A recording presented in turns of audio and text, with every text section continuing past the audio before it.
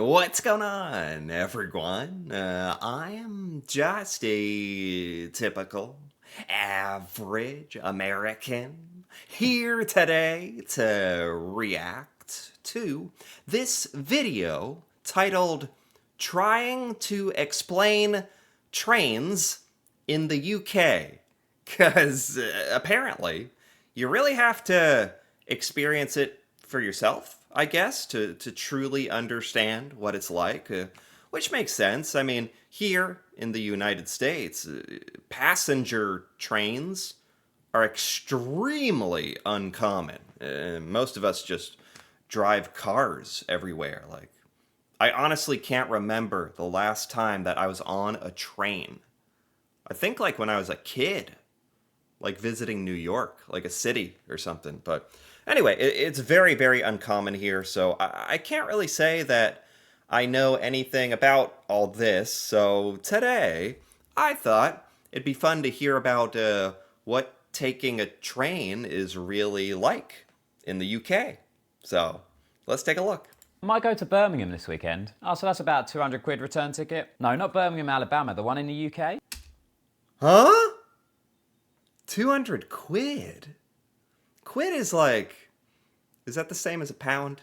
Anyway, which is like, and I think a pound is worth more than a US dollar. So anyway, it's over $200. Is this a joke? Is this part of the is this that British humor that I've heard about? Is this supposed to be funny? Is that a joke? Please tell me that's a joke. 200 quid? I don't know. I don't isn't public transportation like trains, and isn't the whole idea that it's supposed to be like cheaper, right? Anyway, that's crazy. Okay. Well, actually, it depends if you're travelling peak or off-peak. What does peak mean? The train's super busy, you have to leave really early in the morning and you'll probably end up standing the whole journey. Oh, so that's cheaper. No, that's more expensive. What? Am I understanding this correctly? Everything is the opposite of what I would have expected, but I think that's the point of this video here.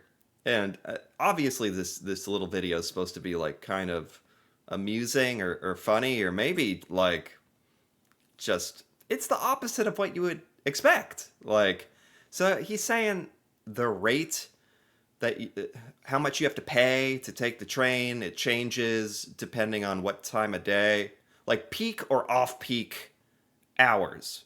I get that. Like, that makes enough sense, like to incentivize people to go at certain times, I guess. Or so if you're going in the morning when it's really busy and you have to stand and wake up really early, and you would almost think you would pay less, but you actually pay more? Is this, this is not what, as an American, what I would have thought of, like, how it really works in the UK. So this is interesting. Why? To encourage people to travel off-peak? But what about commuters? They have to travel at peak time. Right. That makes enough sense, actually. So it's more expensive at peak hours, even if it's uncomfortable and annoying at those hours. It's still the most popular. So they make it more expensive to try to get people to spread out during the day and go at different hours. But then he makes a good point. Like, if a lot of you depend upon this transportation, the train, to get to work, there's no choice in the matter. Like, there's no amount of money is going to disincentivize you to take the train if that's how you get to work. So that's a good point. That sounds really annoying. Exactly. Didn't know the government could just hold customers to ransom. Oh, it's not the government, it's a private company. But isn't it a monopoly? Well, no, because you can choose. Oh, so there's other train companies offering the same route on different tracks with different prices. No. What is that? This is unintentionally funny. This is supposed to be funny. Although from like a British perspective, this sounds kind of depressing when you like, actually know the ins and outs of how it works. Because on its face, like public transportation, trains, buses in the U.S., we all hear about how great that is. It's good for the environment. It's good, and it gets people to stop using cars, which is kind of a waste. And so we have a like sort of a romanticized view of it, although we don't really do it anyway.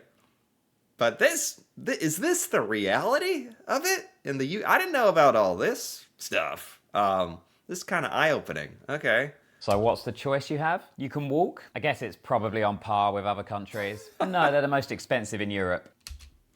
Oh, oh, the UK trains are the most expensive, and they're talking about like, so they're kind of holding you for ransom if you have to take the train at a certain time. At like peak hours, you just have to pay the price. Like you don't have a choice.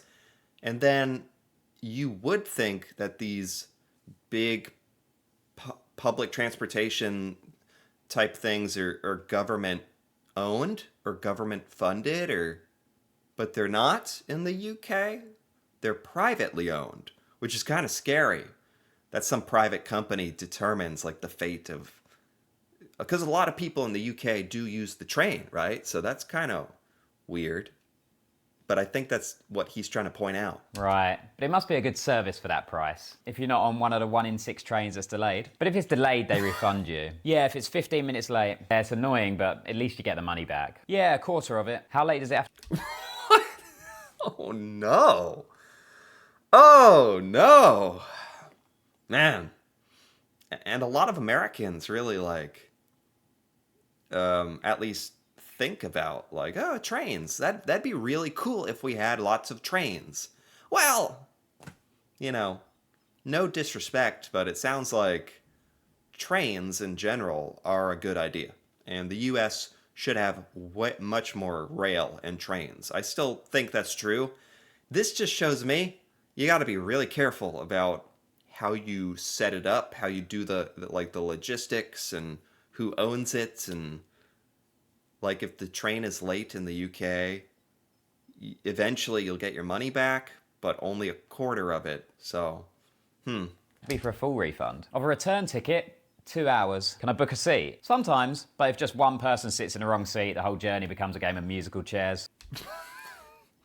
It can't. Is it this bad? Okay. Is it this bad?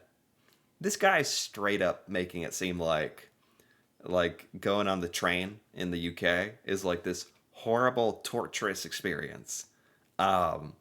Is this like for comedic purposes, or perhaps there's truth to what he is saying, and but also enough people do it, like it's got to be worth it though, right? Well, this is terrible. We should rise up and do something. Oh, so some kind of like mass action, unionizing, saying we're not taking this anymore. Yeah, like a kind of strike. Yeah, the train companies have the monopoly on those too.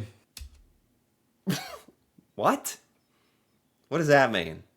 They have a monopoly on strike? Like the train companies go on strike?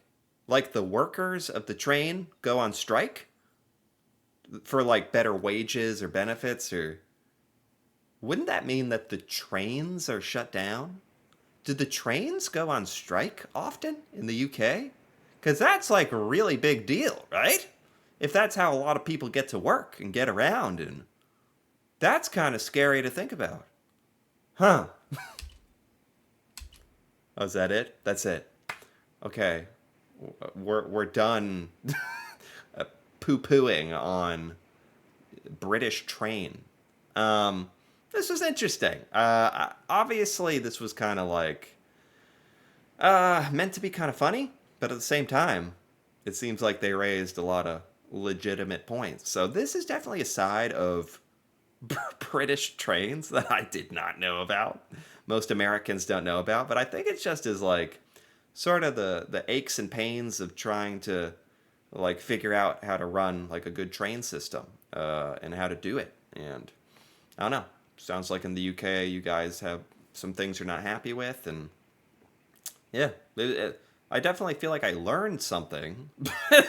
It's just a bit more depressing than I anticipated, but okay. Interesting. So, anyway, if you enjoyed this, feel free to give this video a like or leave a comment with your thoughts on trains in the UK, especially if you're in the UK, if you've taken trains, if you think his points of criticism are legitimate, or your thoughts on the trains. That would be cool to hear about. And if you're interested in more videos like this, me reacting to British things that I've never seen before, feel free to subscribe for more. And until then, thanks for watching, and see you next time.